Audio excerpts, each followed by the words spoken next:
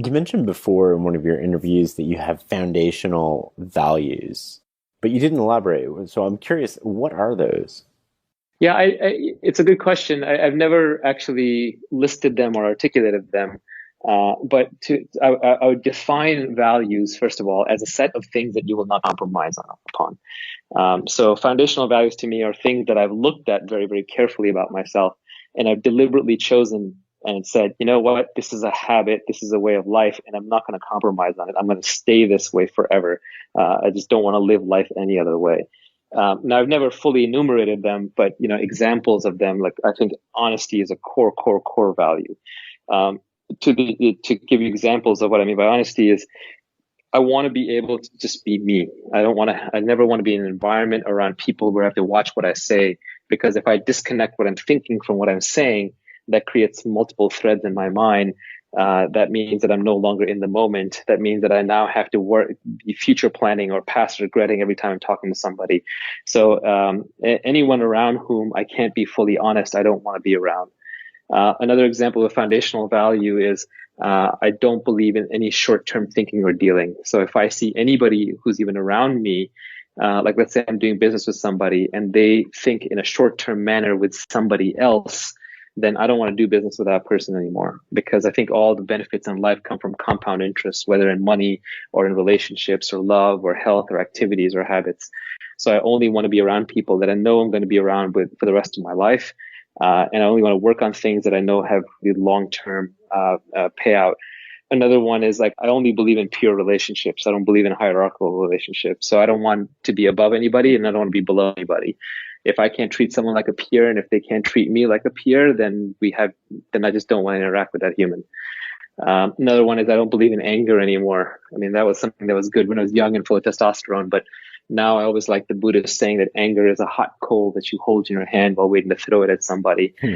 So, I don't want to be angry and I don't want to be around angry people. So I just cut them out of my life. And I'm not judging them. I mean, I went through a lot of anger too. And so, they have to work through it on their own, but go be angry at someone else somewhere else. So I don't know if that necessarily falls into the classical definition of values, but it's a set of things that I won't compromise on, and that I just live my entire life by. And I think everybody has values, and a lot of finding great relationships, great coworkers, great lovers, wives, husbands, is finding other people where your values just line up. And then the little things don't matter. Generally, I find that if people are fighting or quarreling about something, it's because their values don't line up. Hmm. Because if their values lined up, the little things wouldn't matter. How is radical honesty? Like, how radical is your honesty, and how has that kind of impacted your life? I mean, it's pretty honest. I'm not like I think Ray Dalio from Bridgewater is famously radically honest. So I'm not going to go and call somebody ugly to their face. Like, I'm not trying to make a big show of it. I'm not trying to say, hey, I'm so honest that I'm going to shock you. What radical honesty just means that I, I want to be free. Part of being free means that I can say what I think and think what I say. They're highly congruent and integrated.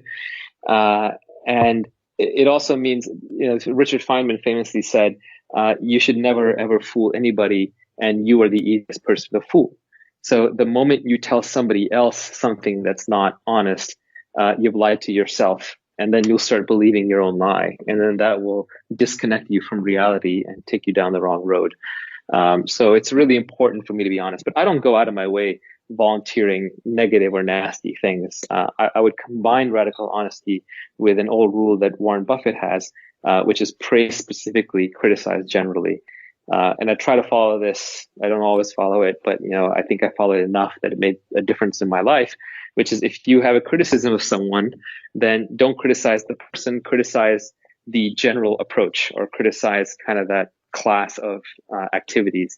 But if you have to praise somebody, then always try and find the person who's the best example of what you're praising, and then praise that person specifically. And that way, people's egos and identities, which we all have, don't work against you; they work for you. Have your values changed at all, or have you given more thought to them since becoming married and becoming a parent? I mean, how has that changed you? Yeah, values almost by definition don't change that much over time, but it takes some time for you to figure out your own foundational values. I think everybody has them. It's just that maybe we're not that aware of them until later. So mine have changed a little bit, but not a lot. I mean, my wife is an incredibly loving, family-oriented person, and so am I. And so that was one of the foundational values that brought us together. The moment you have a child, it's this really weird thing, but it answers the built-in meaning of life, purpose of life question. And all of a sudden, the most important thing in the universe moves from being in your body into moving into the child's body. So that changes you, and your values inherently become a lot less selfish.